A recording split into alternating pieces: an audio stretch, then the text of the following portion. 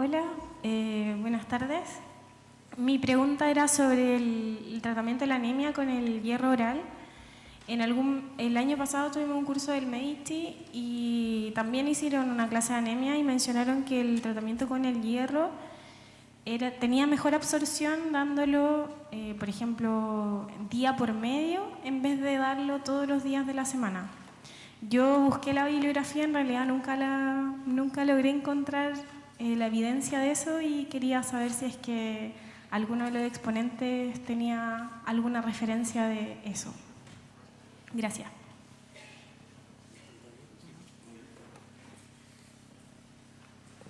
¿Aló? La evidencia es solamente experimental. Un artículo que apareció en el BLAT el año pasado, el 2016, que demostró que una dosis de hierro oral inhibe los niveles de hepcidina, más o menos rápidamente. Entonces, por lo tanto, puede inhibir la siguiente dosis de absorción, la absorción de a lo menos por 24 horas más. Es un estudio exclusivamente fisiológico. No tenemos aún evidencia clínica de que disminuir la frecuencia de dosificación ya a más allá de 24 horas sea mejor que darlo cada 24 horas.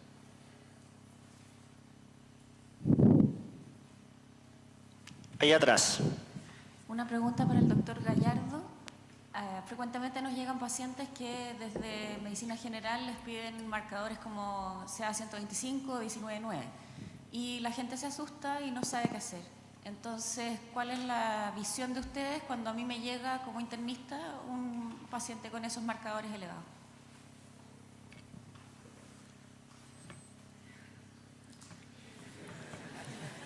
El doctor Raigletti, mire, súper buena la pregunta. A nosotros a veces también nos pasa y también nos llega. Y en realidad la primera cosa que uno tiene que tratar de hacer con los pacientes es básicamente calmarlos, decirles que en el fondo la probabilidad de que ese marcador represente realmente enfermedad maligna es muy baja, de que la mayor probabilidad es que si represente algo benigno, en la mayoría de los casos, ¿ya? Ahora, finalmente, esto es una discusión que hay que tener con cada paciente y si el paciente, la verdad es que es demasiado insistente, puede ser que sea necesario incluso pedirle la imagen que corresponda o el examen que corresponda para el descarte de la enfermedad en cuestión. O sea, si el paciente llegó con un CA alto, eventualmente tú vas a tener que pedirle una colonoscopia, ¿ya? O eventualmente un escáner, ¿ya? No es lo ideal, pero en el fondo en esta cosa del manejo en la vida real, muchas veces la presión que ejercen los pacientes o las familias en torno a esta cosa de los marcadores puede llegar a ser insostenible. Entonces, como recomendación esa, explicar, conversar, decirles, realmente bajarle un poco el perfil a la realidad de estos marcadores y si no se puede, bueno, digamos, hacer la cosa como demostrativa de tomar los exámenes que corresponden. Y si efectivamente los exámenes están negativos, tranquilidad.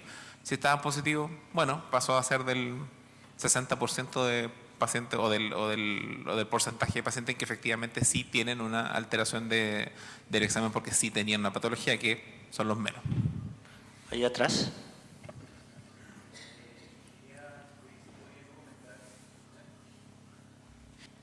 ¿Sí se escucha? Sí.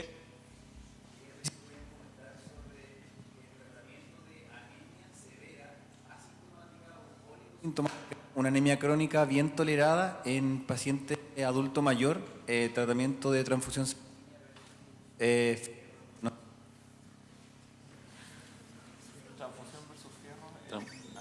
Transfusión sanguínea versus fierro intravenoso en paciente adulto mayor. Con anemia severa, asintomática o oligosintomática o anemia crónica bien tolerada. Transfusión versus hierro, estamos hablando de anemia ferropénica. ¿Puede ser por cualquier causa? No. No. El hierro sirve solo para la anemia ferropénica. Las anemias no se tratan con hierro, las ferropenias se tratan con hierro.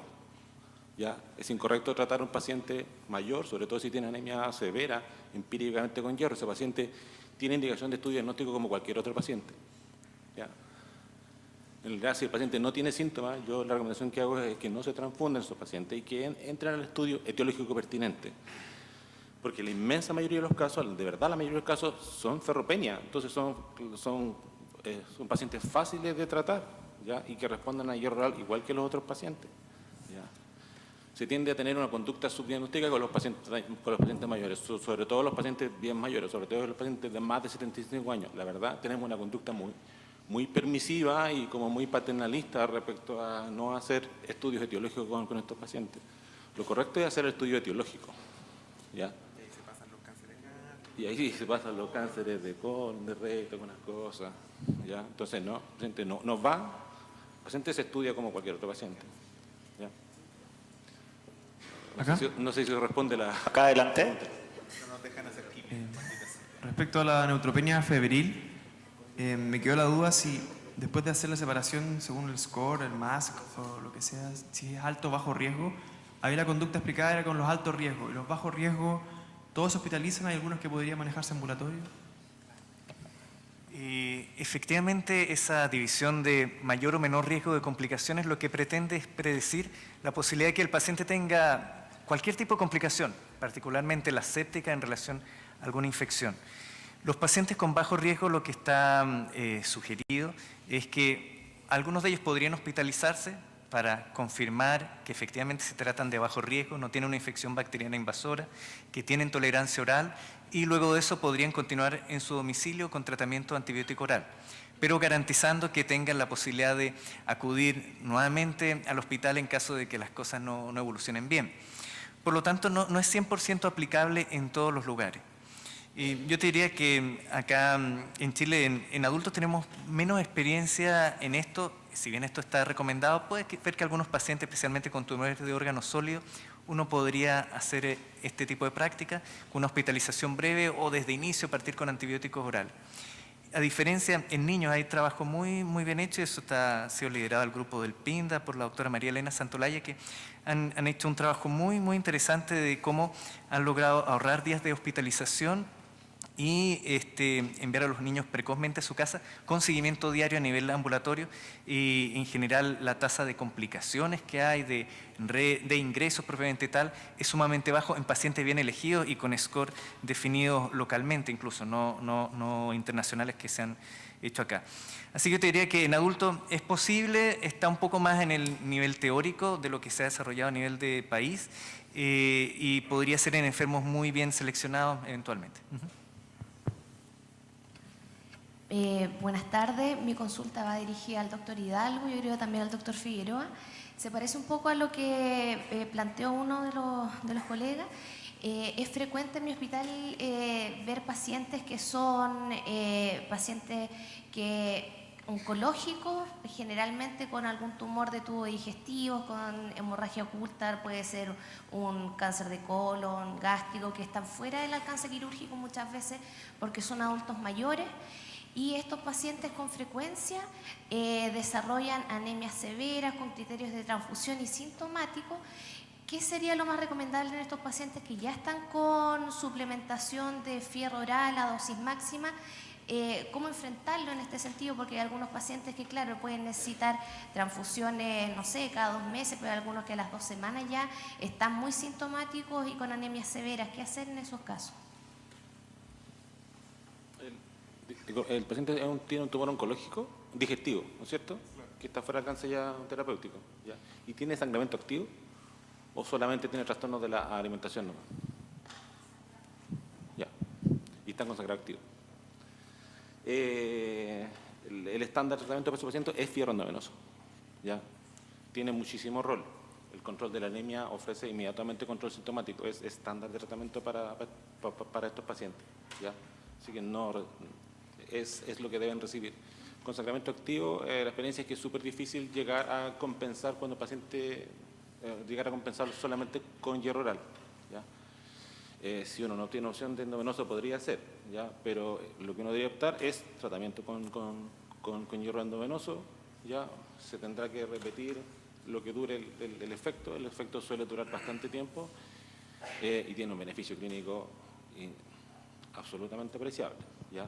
El otro problema de los hierros orales es que el hierro oral sí es una buena opción. Lamentablemente en muchas partes no tenemos un buen hierro oral, ya habitualmente está solo sulfato ferroso en comprimido, que es una forma de dosificación de administración, es una forma farmacéutica que no es muy buena y no es muy tolerada.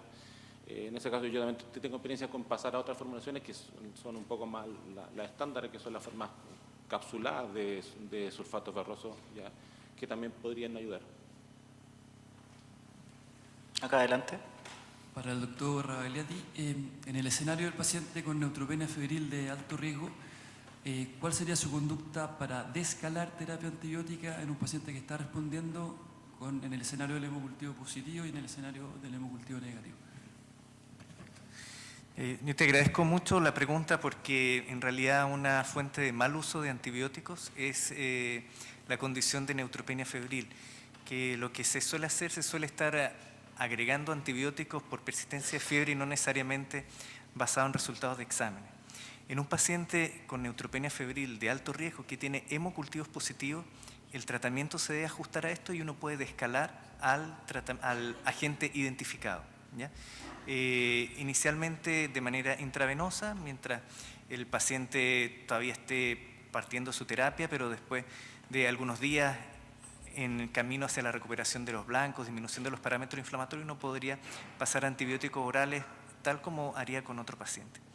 En un paciente que los hemocultivos son negativos, ahí estamos más complicados de escalar, pero probablemente un enfermo que tiene hemocultivos negativos, que está evolucionando bien, probablemente si algo nos motivó inicialmente a usar carbapenémicos, podríamos ahorrar carbapenémicos y bajar alguno de las otras tres opciones, ya sea una cefalosporina con actividad antiseudomónica, una piperacilina, tazobactam.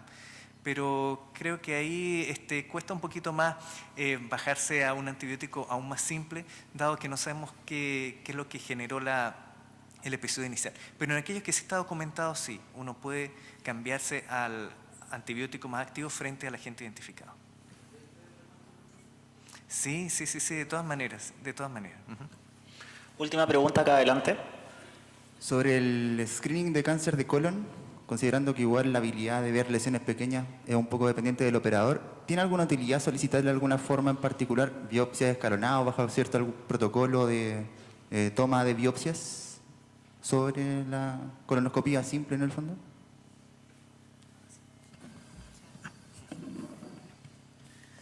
Mira, el gran problema de la colonoscopía es, bueno, una de las recomendaciones que se hacen en algunos países que se hacen digamos, colonoscopías parciales, ¿ya?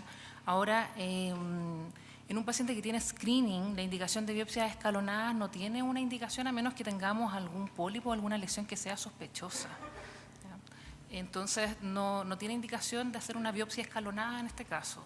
Y respecto a la hemorragia oculta en ese, es una forma, digamos, mucho menos mórbida de poder ir a un grupo de pacientes mayores que pudieran tener sangrado y que después posteriormente hay que estudiarlo sin el riesgo de la colonoscopía o una sigmoidoscopía, que es un estudio más parcial. No sé si te contestó la pregunta. Sí. ¿Sí? Ok. Agradecemos a los expositores por la participación de este módulo. Con un fuerte aplauso.